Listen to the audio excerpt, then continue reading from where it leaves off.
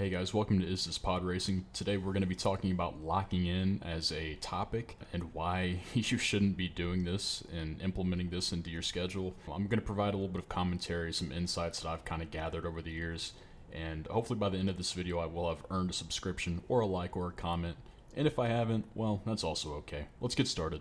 There is no world in which you can put in an amazing week of work and set yourself up for life. Now, you might be thinking, okay, pod racing, no one actually thinks this. You're talking to nobody, you're persuading nobody. And I would say maybe when it comes to intentionally thinking this, consciously thinking this, maybe people don't. But something I've noticed is people certainly act like it if they don't think it consciously. I'll give a little bit of context to explain what I'm talking about here. When I was in college, and I'm sure some of you can relate to this, I would set aside one day out of the week where I would take that entire day and make it my study day. I would take 12 hours on a Saturday and cram in every bit of studying I could do in that one day to save myself from having to study the entire duration of the week. Now, when I set up my schedule this way, I thought I was being smart. I thought I had found a secret to efficiency, to productivity. But one thing I noticed while I was doing this is that my classmates were seeming to understand things at a higher clip than I was. I wasn't picking up on things the same way. I was forgetting facts that I had looked at on that Saturday, on the previous study day that I took out. And what this did to me is it kind of made me feel like, okay, maybe I'm not as smart as I thought I was. Maybe I'm not as capable as I thought I was.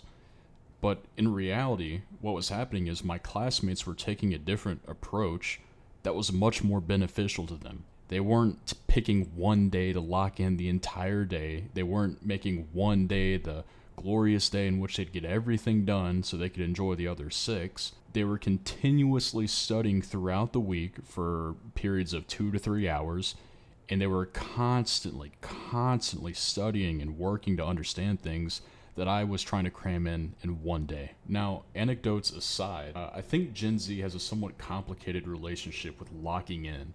As a concept, I think it can be incredibly useful if you leverage your focus in a smart and calculated way.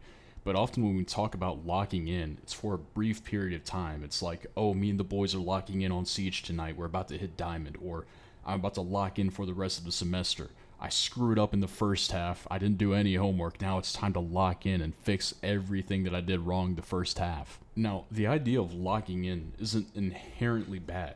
You know, the motivation, the willingness, it's all there. But that alone isn't going to get you to where you need to be. Think of focus like a precision tool. It's incredibly powerful, but you can't use it on everything like a screwdriver you bought on Temu. Focus is best used with intent and planning around it. And what I mean by this is you have to prioritize the things that are important to you and allocate your focus accordingly over an indefinite, reoccurring amount of time. This is really the most critical part of this actually is you need to get rid of this idea that you only need to lock in when you're racing for some kind of finish line, whether it's a certification that you're working towards, whether it's your diploma that you're in college for, whether it's a certain skill set that you want to acquire, whether it's a language, anything. Because that finish line that you have made up in your mind right now very quickly becomes the first mile marker in this marathon of life. And when you choose to lock in, you get things like yo-yo diets. And anyone who's familiar with health or fitness, you've probably heard of this term. It's when you lose a ton of weight when you're feeling motivated.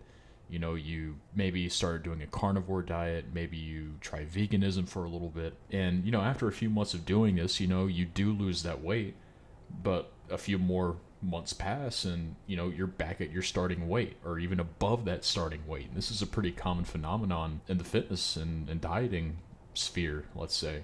The goal when it comes to any kind of lifestyle change, whether it's wanting to focus more or diet better or saving money, the goal isn't a spontaneous burst of effort. It's making sustainable changes to your routine that you can actually implement effectively. And look, I get it. There's something almost romantic about the idea of really, really, really focusing and locking in for a short amount of time.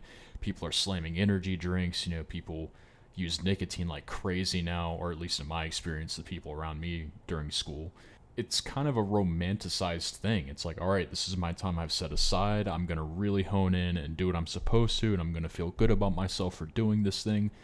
But honestly, if we really think about it, guys, daily changes that are repeatable, that constantly are working in your favor, are much better than those singular moments where we lock in. Even though they do feel good in the moment, I really, really, really think, just both by anecdotal evidence and, personal experience, I mean, there's just no competition between the two. And honestly, we can even play this out. Like, for example, if you're into working out, this is something you do on a routine basis. Imagine if you only had one day to lift, one day to hit cardio, one day to do anything else. Imagine the drop in gains you would experience just from this one day schedule, this one day program. You would be stuck trying to do an all body workout on Saturdays, and over time, I have a feeling you'd come to hate Saturdays, because the same exact thing happened to me. And people talk about burnout, but what I was experiencing wasn't even burnout. It was more intense than that. It was just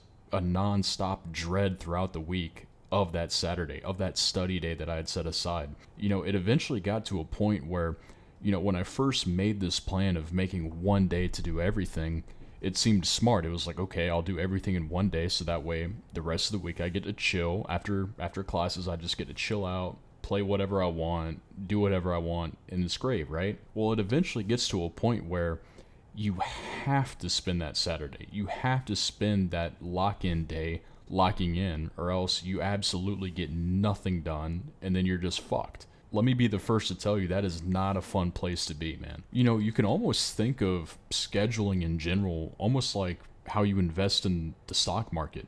When you put all your eggs into one basket, whenever you put all your hope into getting everything done in this one day, whenever you put all your funds into this one stock, it's like, man, you're putting a lot of investment, a lot of hope on that one thing going well. And if it doesn't go well, you're not allowing yourself to fail in a way that still protects you at the end of the day. So honestly, what I would suggest you do is schedule your week in a way that, one, makes sense, so you're doing things that you actually want to get better at or learn, or that you need to learn for school or for something else, and schedule it in a way where, okay, it's 2 to 3 hours, yeah, it sucks, but from 7 to 9 I always do X, Y, and Z, and then I'm done. Because what that allows you to do is, kind of paradoxically, it kind of frees you up even more, because then you can take a day off and you don't take a massive hit from taking a single day off. When you try to get everything done by locking in on one particular day or one particular study session, you're not allowed to have a bad day on that day, man, or else everything is just gone straight to the garbage bin. And this doesn't mean that you can never lock in. It's always bad to lock in. It's just, maybe don't depend on you locking in for the entirety of your success. Anyway, that's pretty much all I had for you guys in this video. If you enjoyed it, please give it a thumbs up, subscribe to the channel for more content like this. If you didn't like it, leave a comment, tell me why I'm dumb. It's okay, I can take it. Until next time.